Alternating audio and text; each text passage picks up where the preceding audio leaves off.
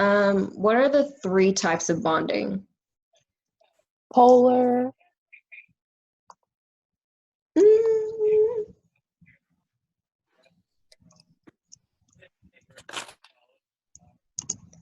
Even more basic than polar bonds. Polar covalent. So we're going to have covalent, Ionic. Hydrogen. So hydrogen is going to be a type of covalent bonding. So one that you don't really talk about much, but is still on your like little handout thing, if she uploaded the handout, is metallic bonds. It's not a big one. We won't talk about it much, but it does exist. Like, it is a thing. And under covalent,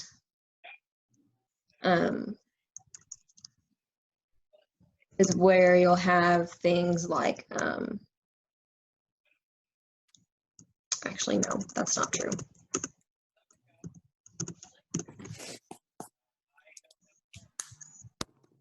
Okay, what constitutes an ionic bond? Metal and non-metal? Yes. So, sorry, let me pull up my key real quick so I can just look at it and have some nice wording. So it is a bond between ions. So that can mean in two ways to say the exact same thing as cation plus an anion, or a metal plus a non-metal. Those both mean the exact same thing.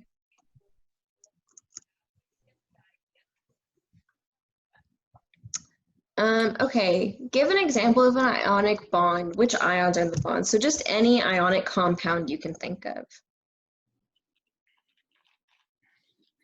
Sodium chloride? Yeah, so NaCl or sodium chloride. And so here we're going to have the Na plus cation and the Cl minus anion, right? So another example that I have listed is calcium bromide. What's the formula for calcium bromide? Ca.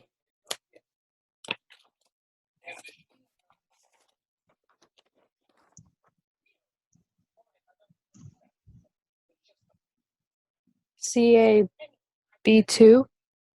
It's going to be Br and then 2. Oh. B on its own is going to be boron. But there's a 2, which is the part that was supposed to be like the trick. And it's made up of the calcium 2 plus cation and the bromide 1 minus anion. Okay, and ionic bonds are electrons transferred or shared? They're transferred. And what type of bond are electrons shared? Covalent. Yes.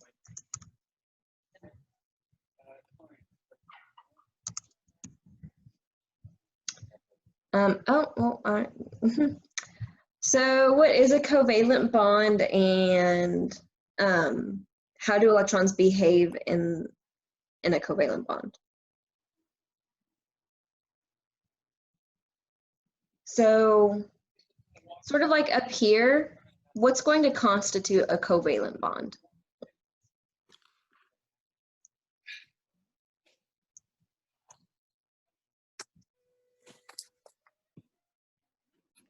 The non-metal and non-metal? Mm-hmm. So a non-metal plus a non-metal.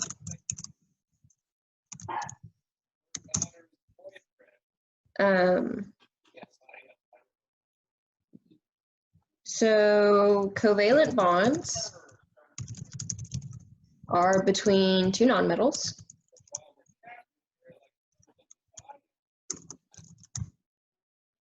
And the electrons are shared between the two atoms.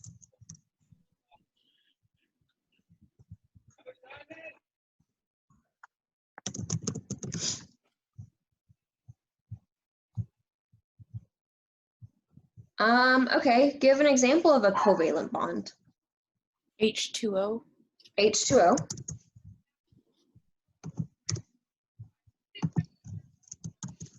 Another very essential one to life is CO2. Very essential for plants and things. Another one is silicon dioxide.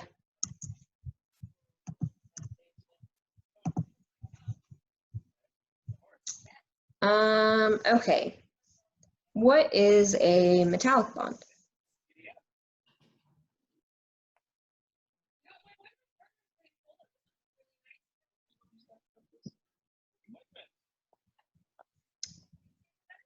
Based on the name, what do you think you're going to find in these bonds?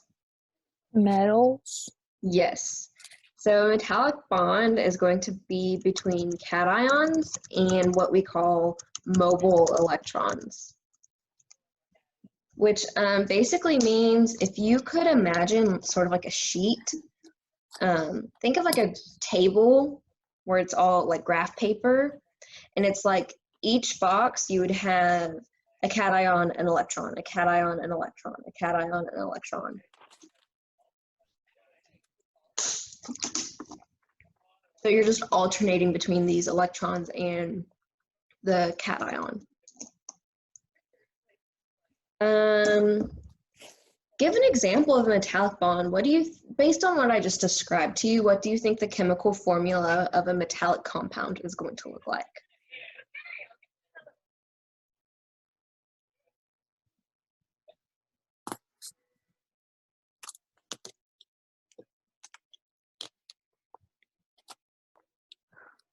So it'd be any metal plus.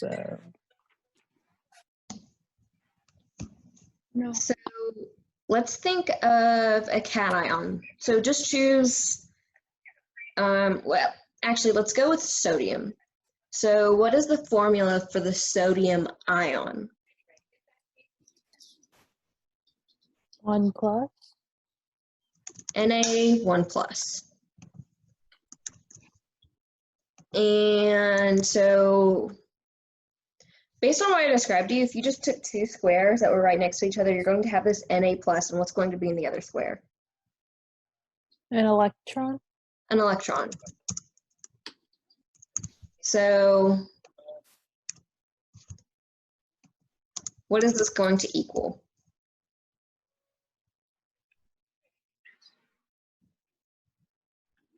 Would it just be Na? Yep.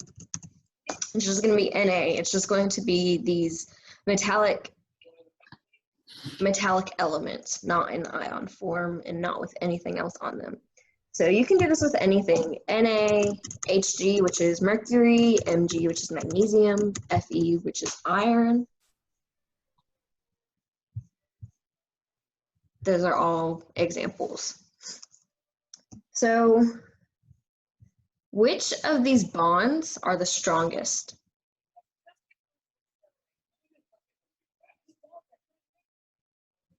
Covalent.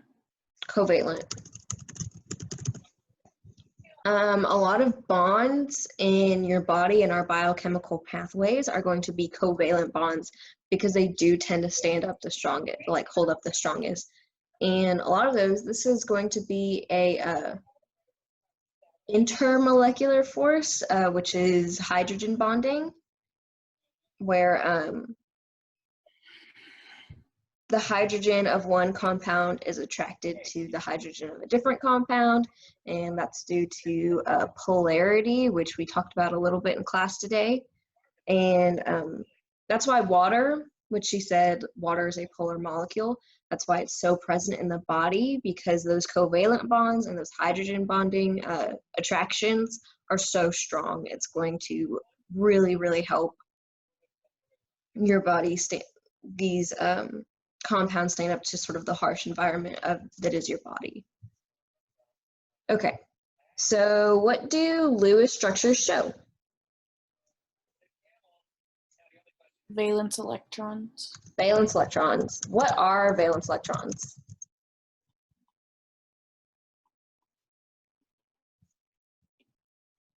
Like the outermost electrons. So these are electrons on the outermost shell. And these are also the electrons that participate in bonding. Oh, geez.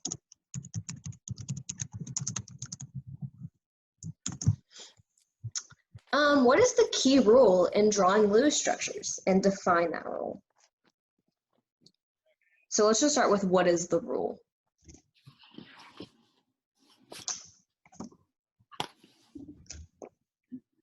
The charge thing. Like formal charge? Yeah. No, but that is really important in Lewis structures. So you're not on the wrong path.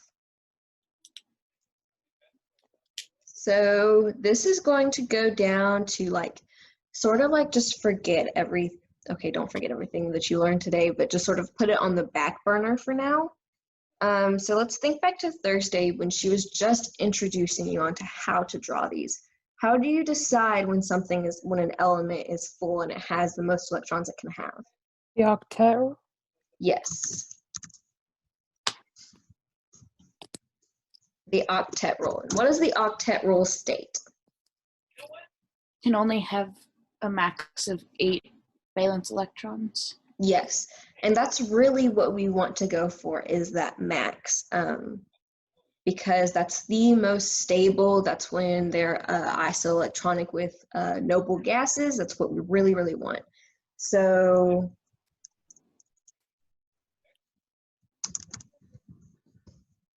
I'm going to say almost every atom, because down here at number 12, you can see there are exceptions.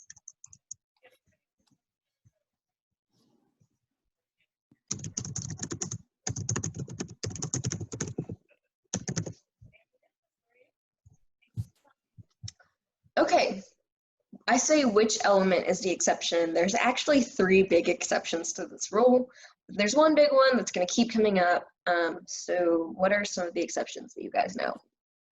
Hydrogen. Yes, hydrogen. How many electrons can it hold? 2. Yes, so it only has the capacity to hold 2 valence electrons.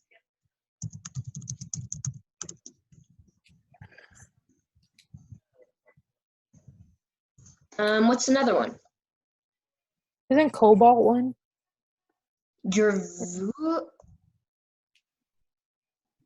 Cobalt.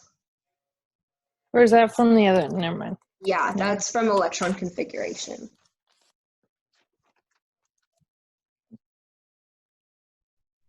Boron. Yes. Boron, this is the big one that you can guarantee will probably show up on an assignment. So what about boron? Why is it able to violate the octet rule?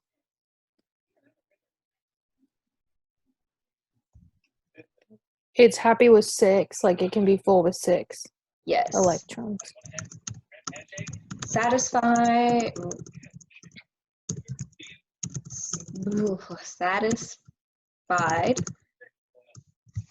Okay.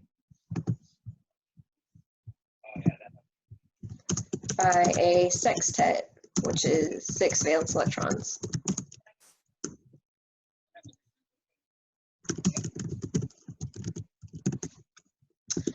And the last one.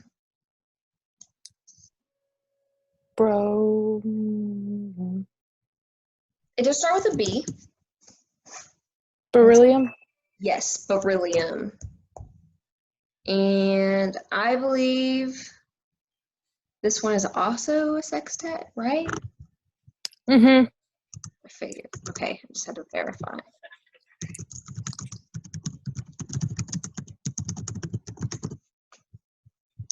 Okay. What are the steps to drawing a Lewis structure? There are 5 steps. Total number of valence electrons is 1.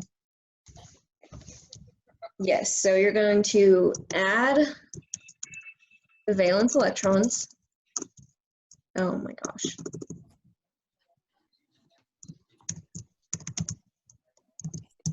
Hello? Okay, I guess I'm typing in caps now. That's cool.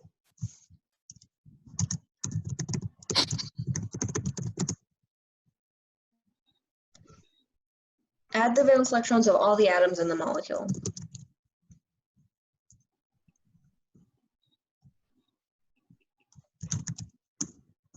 Okay. What is step 2? Draw a skeleton. Yeah, so we're going to use elemental symbols.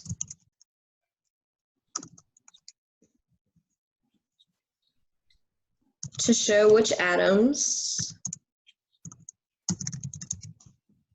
are bonded, that's it.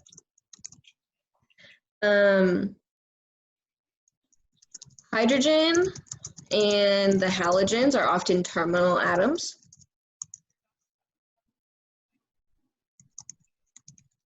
What is often the central atom? Carbon. Yes.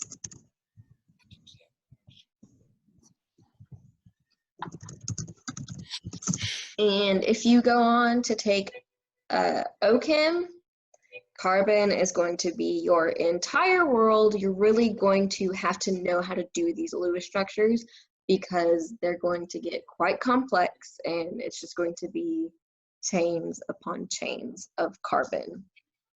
Yay. Okay, step 3. The lone pairs to the outside. Yes. So we're going to complete the octet of the atoms bonded to the central atom.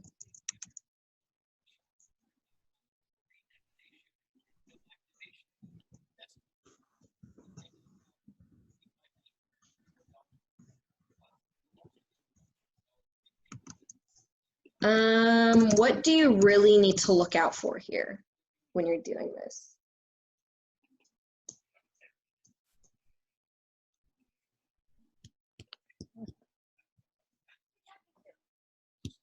Because there's one atom that's often a terminal atom that does not have the capacity to hold 8 electrons. Hydrogen. Hydrogen. Watch for hydrogen. Yes. Okay. What is step 4?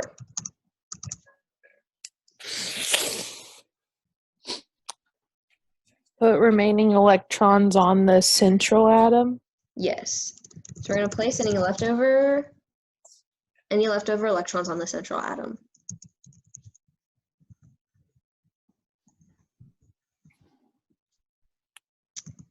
And finally, step 5.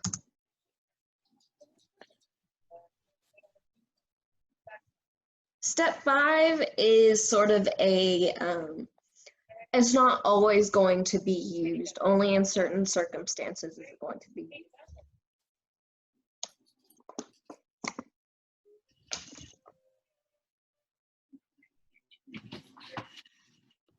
So let's say that you've gone all the way through step 4, but let's say you have carbon as your central atom and it only has 6 electrons. What are you going to do? You'd make a double bond. Yes. So if step 4 doesn't give the central atom an octet,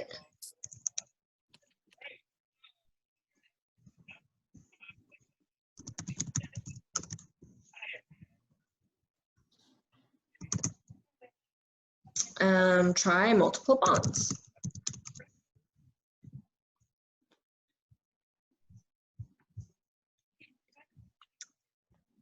Okay, so what is a double bond?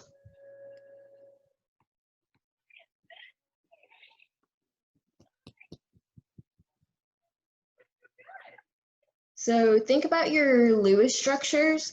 What does that line represent? 2 electrons. 2 electrons. So what would a double bond represent? 2 lines. 4 electrons. 4 electrons. So we're going to have 2 shared pairs of electrons.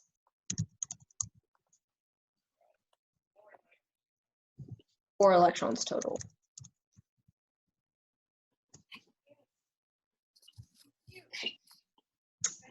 So what about a triple bond? 3 shared pairs. We're gonna have 3 shared pairs of electrons. How many total? 6. 6.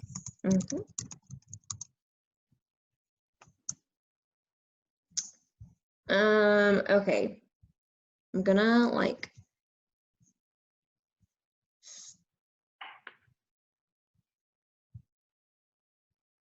I have never used this whiteboard before, so we'll see how I like it. Okay. So, oh, shoot. Number 16, I believe, yeah. So we're gonna draw the Lewis structure for carbon dioxide. So what is step 1? Calculate the total valence electrons. Right. How many valence electrons does carbon have? 4. 4. How many carbons do we have?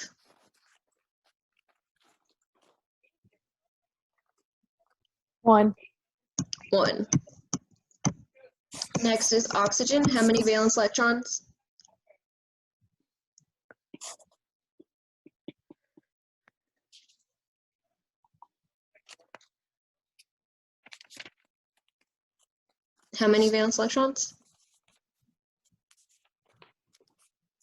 6.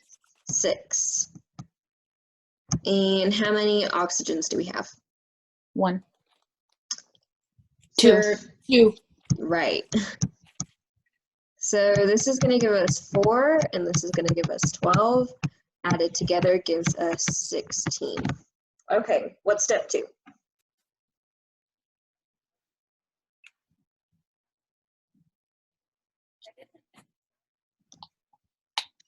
You do the skeletal structure, so C would be in the middle, and then the O's would be on the outside. Yes.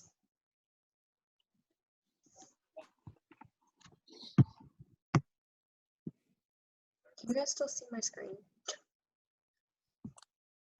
Or is it still on the... Do you still see the CEO? Okay. Just sorry. I don't like that whiteboard, so I'm using something else. Okay. So we said we had 16 valence electrons, right? Yes. Okay.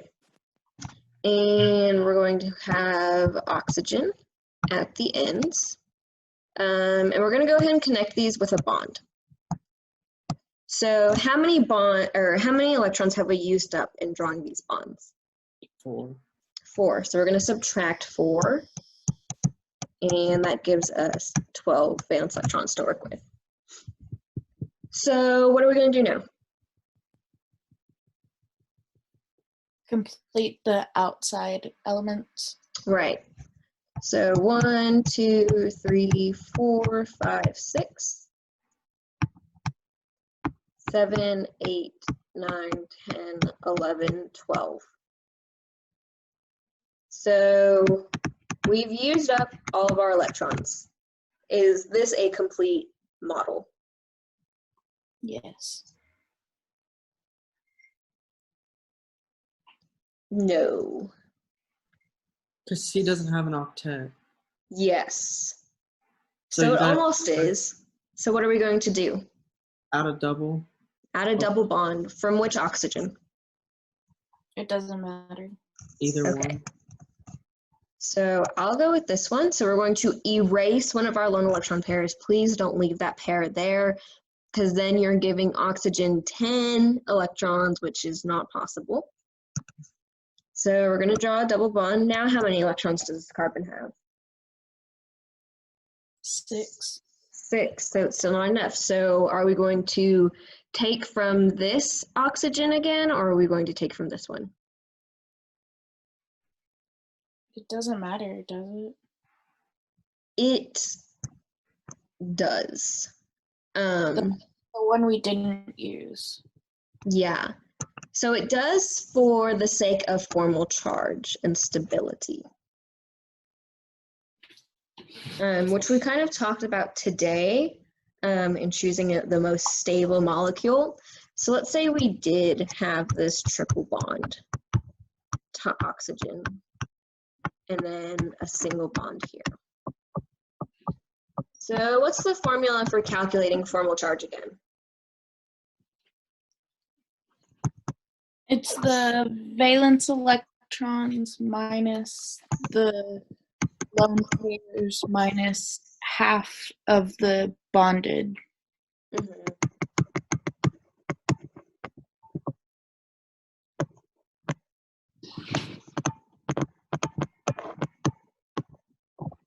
Okay. So let's go ahead and start calculating these formal charges. So for this oxygen, how many valence electrons does oxygen have? 6. 6. Minus how many non-bonding electrons do we have? Non-bonding, yeah. Well, Wait, 1, 2, 3, 4. And then how many bonds do we have? 2, 2 divided by 2 is, 1. yes. So we're going to get a positive formal charge here.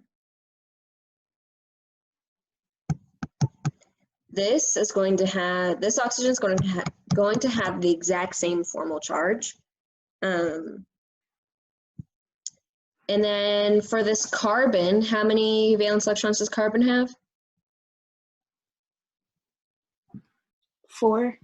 4. How many non-bonding electrons? 0. 0. And then how many bonds divided by 2? 2.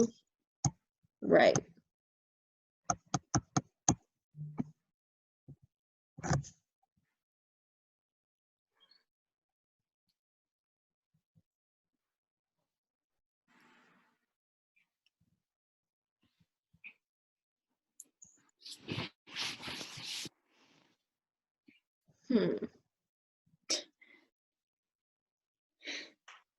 This is not right.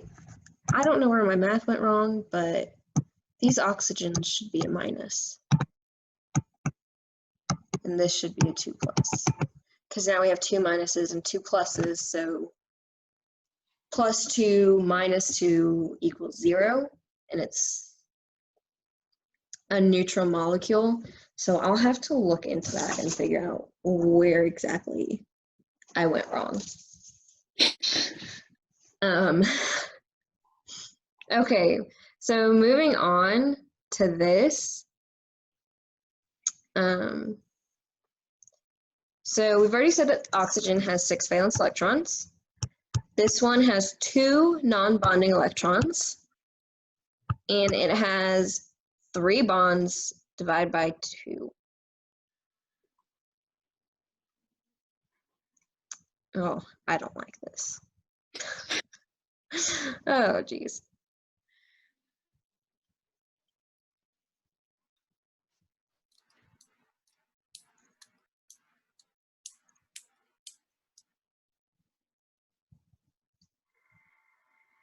It'd be Well, 3. Like the -3. yeah. Because each one of those things has 2 on it, because that's what it was on Newton. And then like if you divide 6 by 2, it's 3. So each line represents like one kind of thing. That's what Adam's talking about. And Oh my goodness, you're right. I'm so sorry. It's not number, it's because I wrote bond short for bonding, and that's what's tripping me up. Bonding. Because I'm thinking one bond. You're right. I'm so sorry, y'all. that should be a 0 up top. Yeah, okay. Redo. Thank you guys for putting up with this. Okay. So redoing this math, it has 6 valence electrons minus 4 non-bonding pairs minus, we have 1, 2, 3, 4 bonding electrons divided by 2 is going to be 2, so that gives you 0. So this is 0, this is also 0. Carbon, you have 4 minus no non-bonding electrons minus, you have 8 electrons in bonds because each bond is 2 electrons. Divided by 2 is 4 equals 0. They all have 0. There Thank we you for that, Blake. What? Thank you. Okay. So this one here, on the other hand, is going to give you a positive 1. Whereas this oxygen here, we have 6 valence electrons, 1, 2, 3, 4, 5, 6 non-bonding electrons, and then 2 electrons in a bond, divided by 2 is 1, and you're going to get a minus 1. And notice how this carbon up here and this carbon down here are going to have the exact same formal charge of 0. Because even though the bonds are divided up differently, there's still 4 bonds total.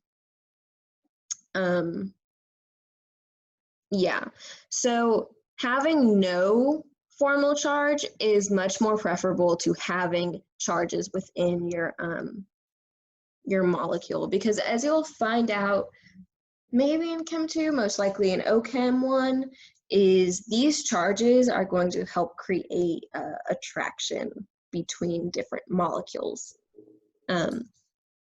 So here you have a polar molecule because of the bond and the electronegativity, whereas here this is a nonpolar molecule. And is anyone here not a biology-focused major? Okay.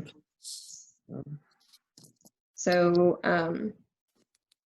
thinking about biology and having that selectively permeable membrane around cells, the only things that can get through are small nonpolar molecules.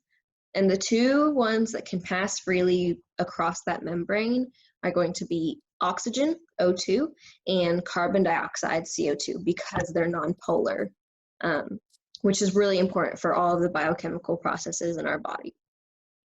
So just some like background. Okay.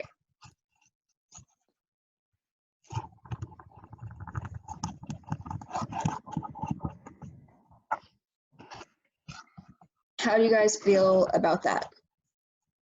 Good. Okay, cool. Up next is nitrogen dioxide. What is the formula for nitrogen dioxide? NO2. NO2. Oh. So how many valence electrons does nitrogen have? 5. 5. And we only have 1. Oxygen, we've said it before, has 6 valence electrons, we have 2.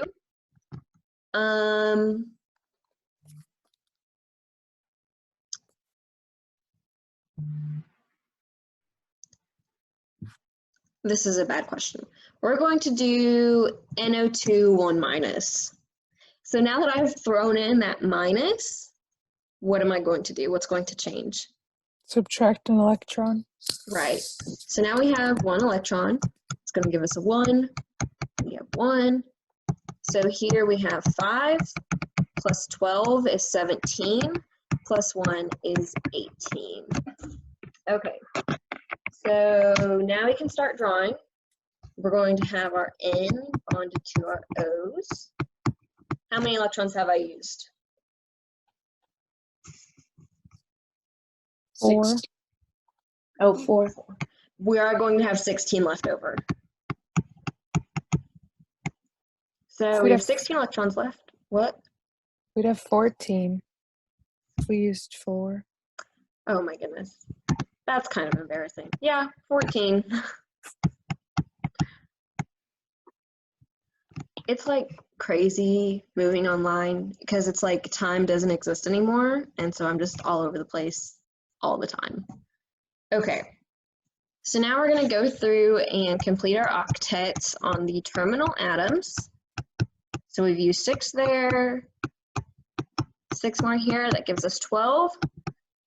Minus 12 is going to equal 2 electrons. We have 2 electrons left. What are we going to do with them? Put them on the nitrogen. Put them on the nitrogen. Are we done? No. No. What do we have to do? Give nitrogen a full octet. Yes. So which oxygen are we going to choose to make this double bond with? It doesn't matter. It doesn't matter. The only time that you'll find that it does really matter which element you choose is if you have 2 different elements. So today we kind of talked about resonance structures. So how else could you draw this? With the double bond on the other side. Right. Or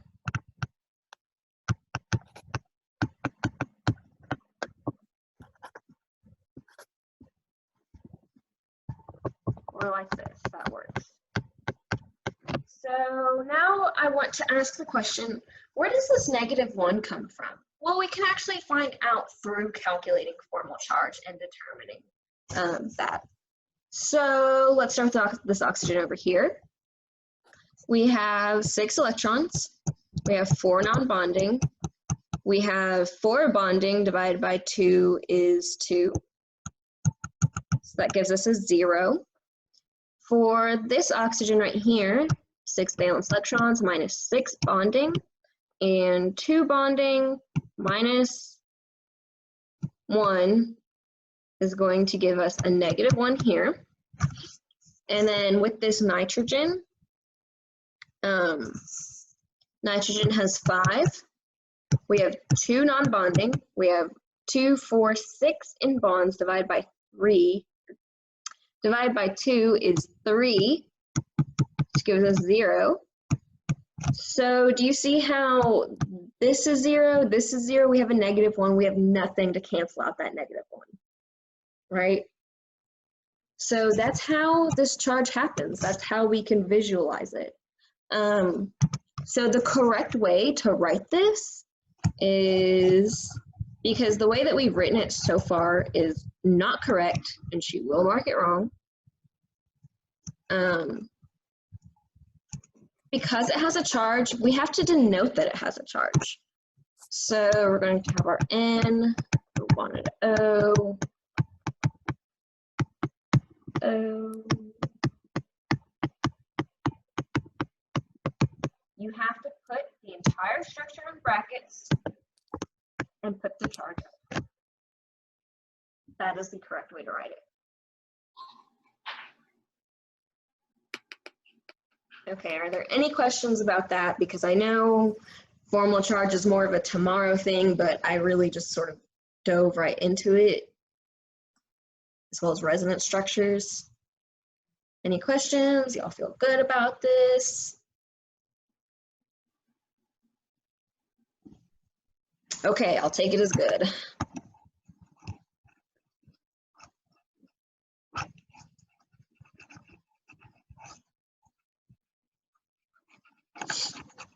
Okay. So I'll have to go through and change question 17. So then draw a Lewis structure for a nitrogen gas. This is one of my favorites. What is the formula for nitrogen gas? N2. N2. N2. How many valence electrons does nitrogen have again? 5. 5, and we have 2 of them. So we're going to have 10 electrons to work with. So we're going to start by drawing out our 2 ends, and then we're going to connect them with a bond. How many electrons have we used so far? 2. 2. So now we have 8. So we're going to go through and complete this. So 1, 2, 3, 4, 5, 6, 7, 8. That's all we can do. How are we going to fix this? Add a double bond or a triple bond. Yeah, so we're going to start with a double bond. Erase. Oh, geez. Erase that and a double bond, but it's still not even. This one has 8 electrons, this one only has 6. So we're going to have to take away another electron pair and create another bond. So now we finally have 8 on both. So that's how that's going to work. You guys feel comfortable with triple bonds? Yeah. Yes. Awesome.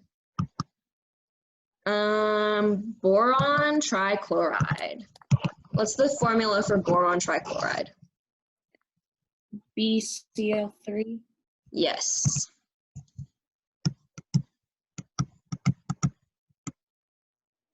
How many electrons does boron have? Or valence electrons? 3. 3. We only have 1. What about chlorine? 7. 7. It's a halogen, so it's going to have 7. We have 3. So now we have 21 plus 3. It's going to give us 24 electrons to work with. So we're going to start with boron in the center. And remember, the halogens are often, more likely than not, they're going to be your terminal atoms, just because they only have 7. So if we were to draw chlorine out like this, it only has the space to accommodate 1 bond right here. So it really only has the potential to be a terminal atom, because you can't add anything else onto it except for that 1 spot.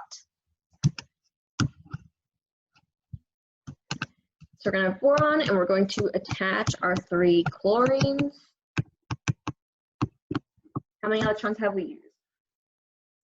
6. 6. So we're going to have 8. So we have 18 electrons left now. We're going to do our octet on the terminal ones. So there's 6, 12, 18. Is this a complete Lewis structure? Yes. Yes. Yes, because boron is our exception. It is satisfied with the sextet, and here you can see it has 2, 4, and 6 electrons, so it's all good. I was honestly expecting that to trip you guys up. Pretty glad it didn't. I do my best to try and trip you up on these assignments so that way you prepare you for the worst, so that way anything you see on your exam is like, oh yeah, I've done this. Okay, and lastly, probably my favorite structure ever is xenon tetrafluoride. What is the chemical equation for that, or chemical formula? XeF4. Yes. Keep trying to write with eraser. How many electrons does xenon have?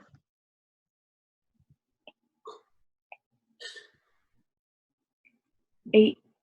8. It's one of our noble gases. What about fluorine? 7. 7. We have 4 of those. So that's going to be 28 and 8, which is going to give us 36 electrons to work with. So we're going to start by drawing out our xenon, attaching our fluorines. How many electrons have I used so far? 8. 8. So that brings me back down to 28, and now we're going to complete the octet. So 2, 4, 6, 8, 10, 12, 14, 16, 18, 20, 22, 24. I still have 4 left, so what am I going to do?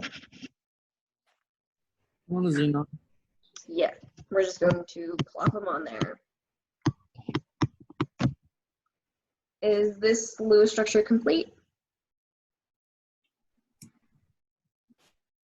Yes. Yes. So one thing I kind of want to tie back to with the structure is, you guys remember talking about periodic trends just last week? Yeah. So what's the most electronegative element? Fluorine.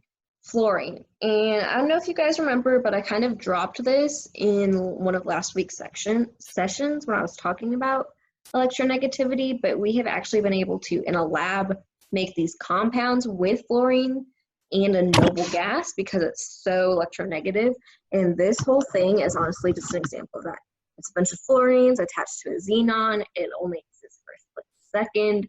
You're not going to find it in nature, but it's happened, and it's because of fluorine's insane electronegativity.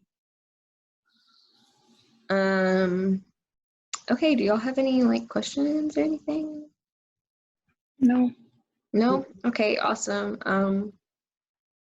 Yeah, that's all I have. So stay safe. If you have any questions, you can always message me on Remind, or you can go to my website and submit a form. I cannot help you with your quiz that you're going to have tomorrow, so probably won't respond to anything that comes in tomorrow or tonight. But yeah, that's all. I'll have a session tomorrow talking about resonance structures and geometry, sort of going over that. I also have a Quizlet on my website, or on my Quizlet profile, over geometry. So I hope to sort of work that out a bit more, put more in there so you can have something to go through and study and keep track of your progress. And let me see, I just need to take a picture of who's here so I know what to put on my sign-in sheet. Okay, awesome. I'll see you guys tomorrow, hopefully.